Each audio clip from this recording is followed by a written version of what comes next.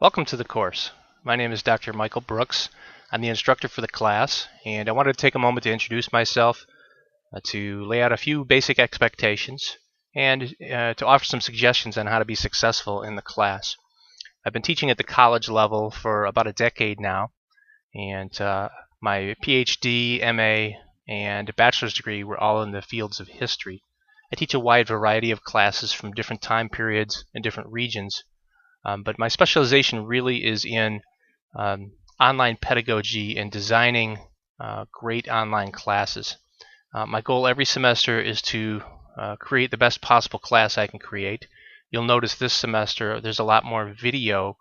If you've taken any of my classes before, I'm converting all of my PowerPoint lectures to narrated YouTube videos. That is one change, and some of those videos may not be complete by the time this course starts, but I'll have them finished in the next few weeks.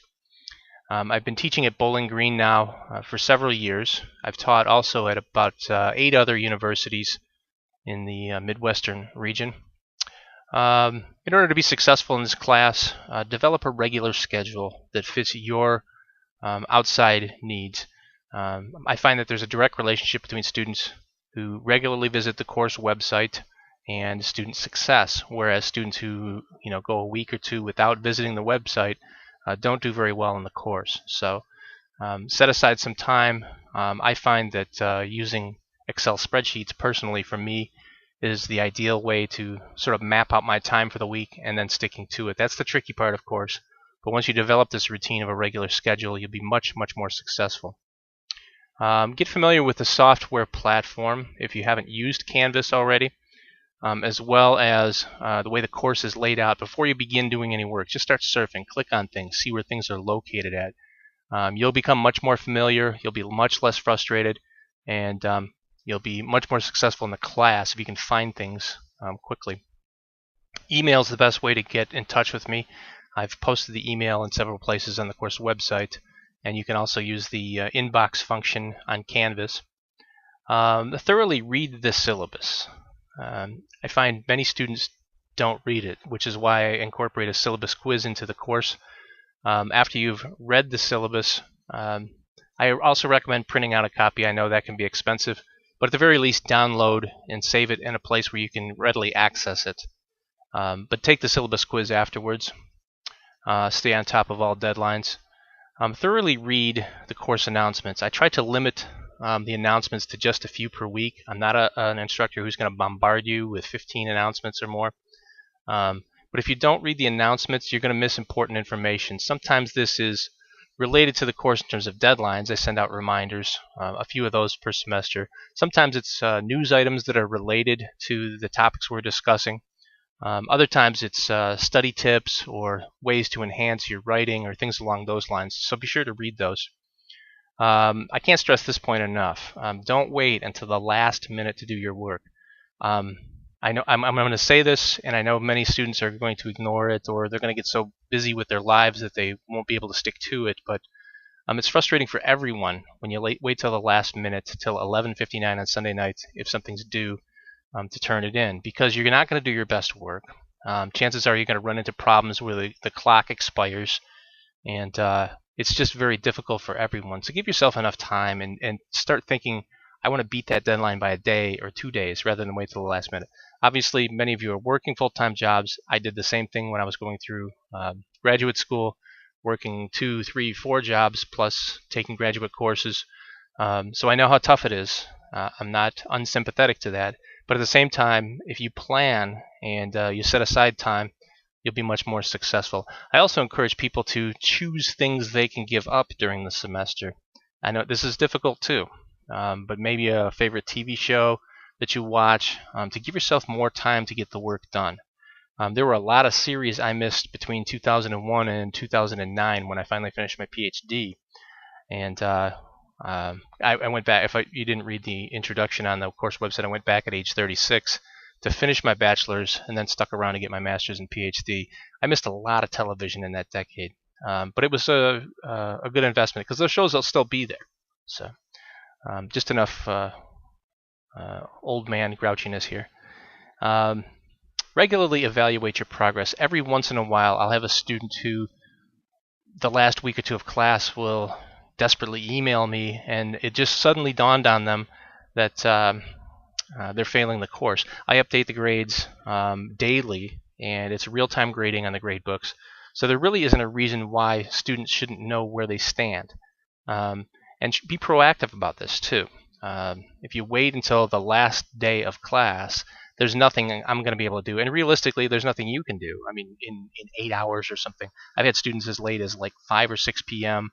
The final day of the semester, sending me desperate emails because they just found out that they were failing the class. It could happen, I suppose. I'm empathetic, again, to situations that arise over the course of the semester. But at the same time, you as a student need to be proactive. You as a student need to take charge and ownership of your own career. And I don't track you down to tell students you are failing. I will use the alert system that's in place now, Starfish or SuccessNet, we call it at Bowling Green. I recommend people complete their coursework in a setting that's conducive to learning, so a quiet place. Right now, for example, I've locked the door in my home office. My dogs are out there yapping about something right now, but generally it's a quiet place. I find it much better, more conducive to work in a place like this. Studies have shown too, and I find this in my own case to be true, that loud music is not good for learning. And interestingly too, music with lyrics is much more likely to distract you than, say, jazz or classical or even folk or even rock that's sort of quiet without lyrics, because you're trying to focus on too many things at once. So find a setting that's conducive for a good learning environment. Don't procrastinate in the course. If you find you're getting behind in the class, redouble your efforts. Contact me. We'll see if we can work something out. But it's the students who procrastinate and then procrastinate again, and all of a sudden we're past the midterm and they're failing miserably before they're taking some action. Keep me posted about situations that arise. I'll do my best to work with you. I can't promise that you'll get extensions or anything like that. But in legitimate emergencies, yes, I'm very flexible when it comes to those sorts of things. Be sure you have the right hardware and software to be successful in an online environment. I can't tell you the number of times in the past decade I've had students with really old computers and software try to work an online class. If you're using your uncle's hand-me-down laptop computer with Windows 95 and a 2 megabyte RAM chip on a dial-up connection, you're going to be frustrated. You're not going to be as successful in the class. Use the best computer that you can get your hands on. If that means to buy one, you have to. I know it's tough. I know they're expensive, a couple $100 or more to get a decent machine.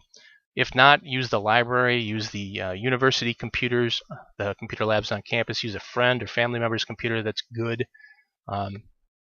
But it is frustrating for everyone, especially the student, but even me. I get frustrated looking at some of the difficulties students get themselves into because they try to use outdated machines. Last semester, for example, I had a student who an exam hung up several times. It got frozen, and I reset it a couple times, but I was getting frustrated because the system was working well. It was working fine on my end. I had no other complaints from other students. And finally, in the third or fourth email, the student said, I'm getting really frustrated retyping my essays into my iPhone over and over again. And I'm like, you're using an iPhone for this course. I know those smartphones are getting smarter and smarter. They're getting more memory. They're getting faster.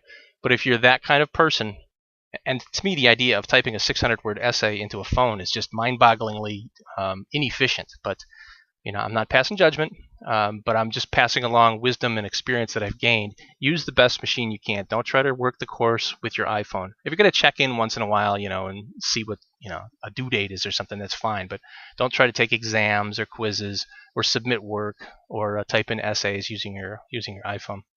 Finally, take this course seriously. This is, in some ways, it might be more work than some of your face-to-face courses. It might be more work than any other course you have this semester. This is a course that rewards hard work more so than brilliance in history or the ability to memorize a lot of information. So realize this is not a class where you're just going to take a couple quizzes and get an easy grade, you're going to have to do a lot of work. There's a lot of writing involved in this class. One other thing too, before we end this brief discussion, the lectures and the videos are meant to be supplementary to the textbook. They don't replace it. So you have to read, you have to watch the videos, and you have to watch the lectures to be successful in the course. There will be questions on the quizzes, on the exams related to material from the lectures and to the videos. Sometimes the lectures and videos highlight something that's in the textbook. Sometimes they talk about topics that aren't even in the textbook that I feel need to be covered. Sometimes they reinforced larger themes that are within the textbook. So be sure to complete all components of the course in order to be successful. Again, email is the best way to reach me, and I look forward to working with you this semester, and have a great semester.